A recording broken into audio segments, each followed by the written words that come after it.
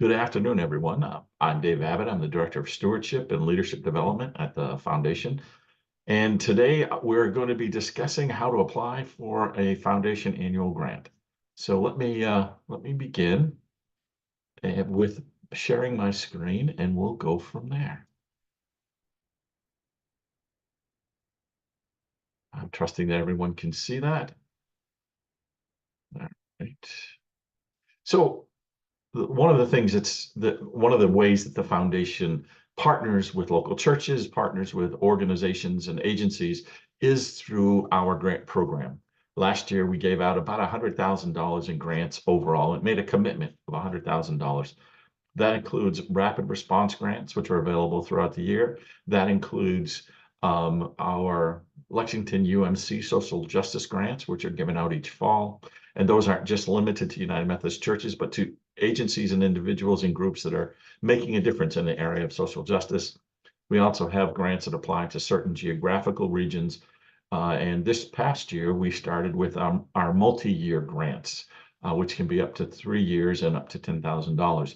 The information that you hear today could very well help you as consider applying for a multi-year grant. That application is due July 15th, I believe. It's either July 1st or July 15th. You can find that on the website. But today, what we're going to focus on is applying for a foundation annual grant. The deadline for the annual grants is May 15th at 5 o'clock. And then the foundation's grants committee will review them in early June, and awards are usually made at the end of June. And so the goal here today is to talk from beginning to end about what it means to apply for a annual grant. And when I talk with folks about grants, when they call and say, I've got this idea, or I see you have grants and you're offering up to $5,000 for an annual grant, how do I apply? I usually like to start with what is your reason for applying? And ask these questions that you see on the screen. What is your why? What's the purpose of your faith community, of your organization? What is it that you're trying to accomplish in this application? How do you live it out?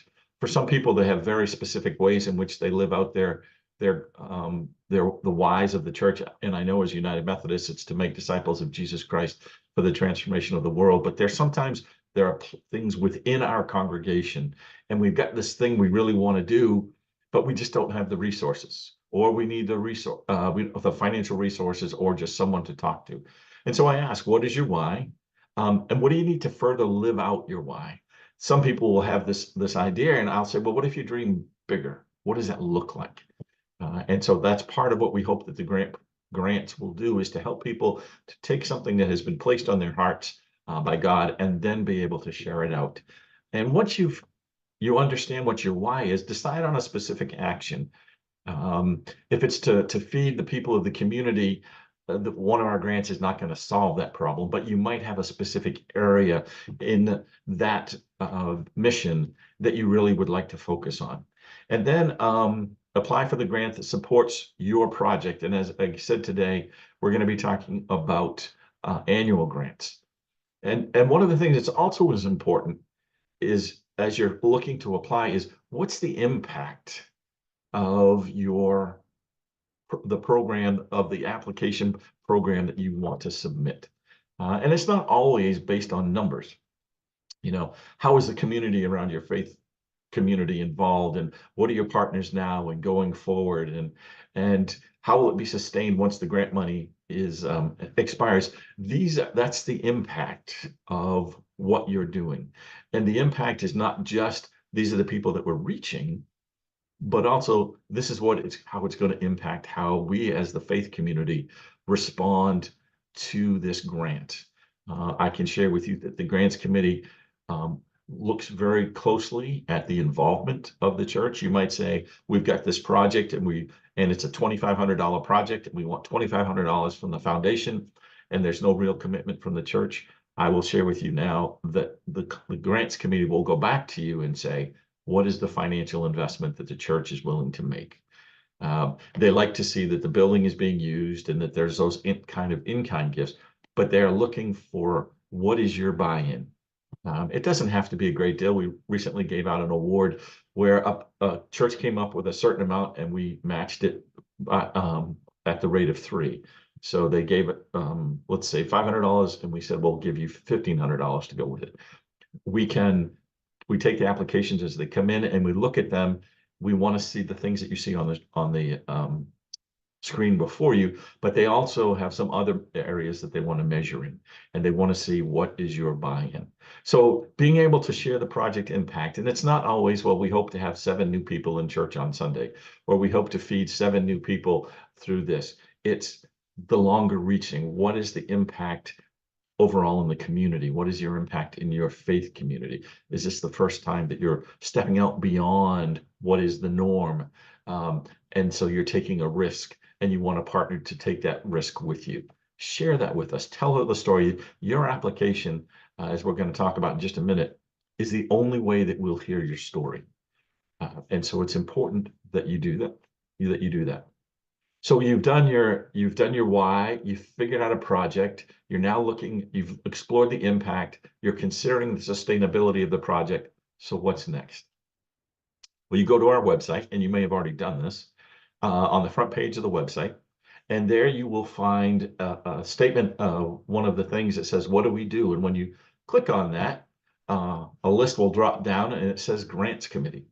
And then your next thing is to click on that, and you will go to the Grants Ministry page. And while you're there, at the very top, depending on who we're focusing on right now, the picture that you see up there is from one of our first multi-year grants. It's up in Montville, Vermont. They have a lot of work that they do in partnership to serve the people in their community. So you go there, scroll all the way down to the bottom. And when you're there, you will see where it says annual grant. And over on the right side, you'll see the arrow that points up. And if you click on that, it will drop down and provide you the information that you find there.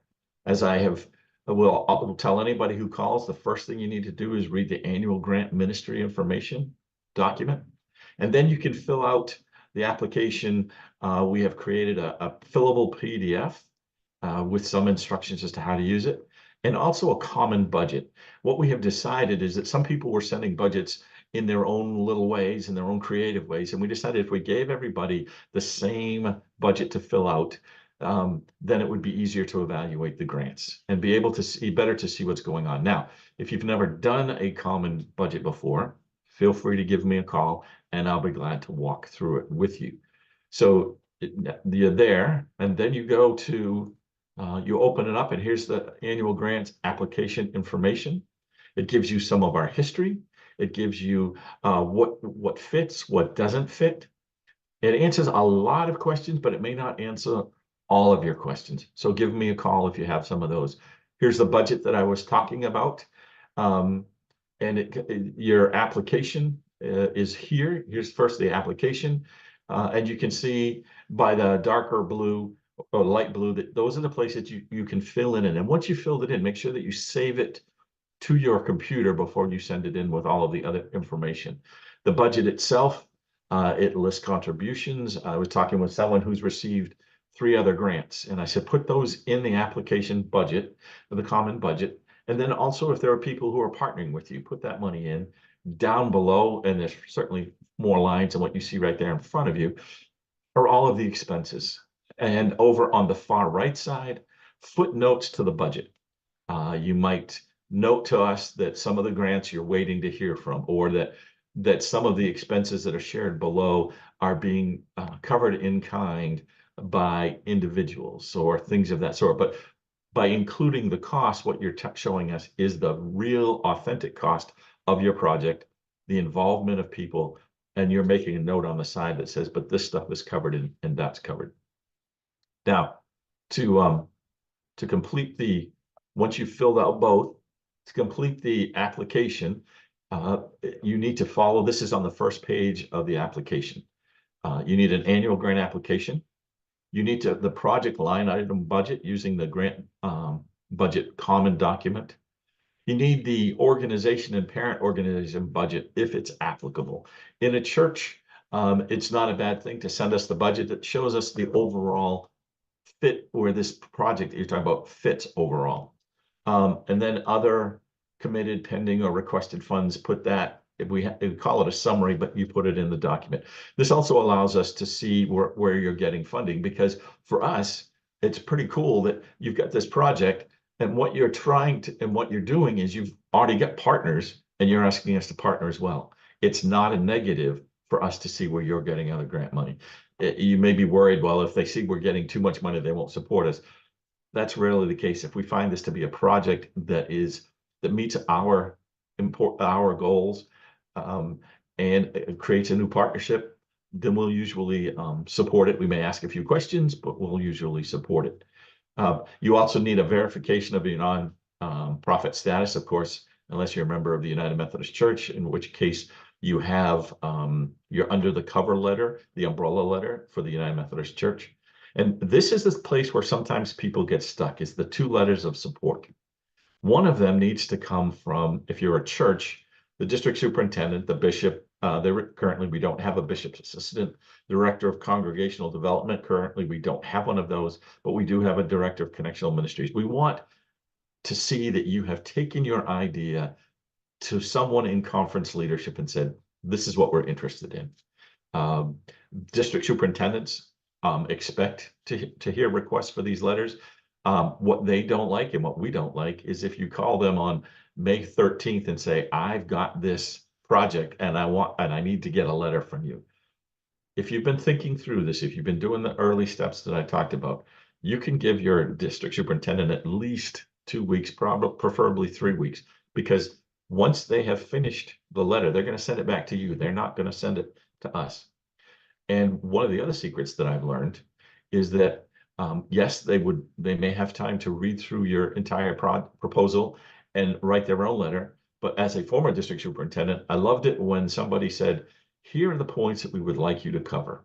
And you sent them, put it in an email. They take it, put those points into a letter with their own understanding of what's going on, and then they send the letter back to you. It just seems to be more efficient. The district superintendents appreciate it, and it helps them also to be aware of the major points of the project that you're proposing. The second letter needs to be written on behalf of the church council. It's really good if your church council has voted to support the project. If you're an organization, maybe you have a board of directors. The thing that's important to remember is that the person who's applying for the grant, the lead person, cannot be the person who signs the letter of support from the board of directors or the church. So if you're applying and you're the chair of the ad council, you can be the applicant, and the person, the secretary of the ad council, can send the letter on behalf of them. That way it shows us that there's more involvement from the leadership of the church. You can see what we're doing. You've got your personal commitment. We also want to hear what the church is saying, and we also want to hear what the conference is saying. So what you need to do is you need to send in the completed application, preferably in one PDF. If that's really not possible for you and you have to send it in 3 or 4 different ones, let me know and we'll work on it. The reason that we ask it to be in one PDF is that that ensures that all of the documents that you wanted to send are there. And it also makes it easier for us to send it to our committee members who are in various parts across the New England Annual Conference. And that needs to be submitted, completed by May 15th at 5 p.m. Now, if you get it done by the 8th or the 1st of May, and you'd like to have me take a look at it, just send it along and say, would you please review this and let me know if you have any questions. I'm more than happy to do that. And sometimes I can say, have you thought about this? Or what do you mean by that? And simply, you just take it back. You decide if you want to adapt it or not to respond to the question, then you resubmit it. This allows, I've been doing this now for almost 8 years. I have an understanding of where the committee tends to look for things that are important. And this may allow your application to be more easily received. That doesn't mean that they may not ask questions during the process, in which I'll go back to you and say, this is the committee wants to know about this. But as far as the completed application, let's just say by the 8th of May, If you have it submitted to me, I'll guarantee that I'll take a look at it. If it comes between the 9th and the 15th, I cannot guarantee that I'll be able to look at it. And also there have been times when I've responded, but the person didn't check their email until 6 o'clock on the 15th. And so therefore, they weren't able to make the change, or the application was incomplete, those type of things. And we hold to the deadline as to be just and fair to all people who are applying. If someone were to say, I'm 20 minutes late, here's my application, it's not really fair to the people who worked really hard to have it done by 5 o'clock. If there's going to be a problem, though, let me know and we'll talk through the options. Our goal is to give away money. It's not to hold people to the law as much as it is to help support ministries that are creative, that are transformational, that will impact beyond the local congregation. If you're wondering, here are some of the grants that were given out this past year. You can see that they come from all over the conference, and there's a variety of things. One of the areas that we've done a lot of work with is audio video equipment, but it's not just so that you can have this really cool worship service inside of your sanctuary.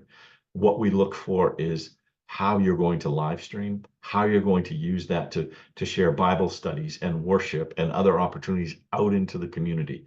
Some of the folks who do this have created the opportunity for members of the community to use their space to put on some sort of a performance or something that is then live streamed, and it impacts the community. It's not about you, but it is about how you are taking those resources and using them to share the good news of Jesus Christ beyond the four walls. It's not just for the folks who are at home, though it's a great idea, but it's also for the people in your community who are looking for a safe way to enter your sanctuary without having to open the front door. And so there's ways that you can use that. You need to think bigger if you're looking at doing that type of thing.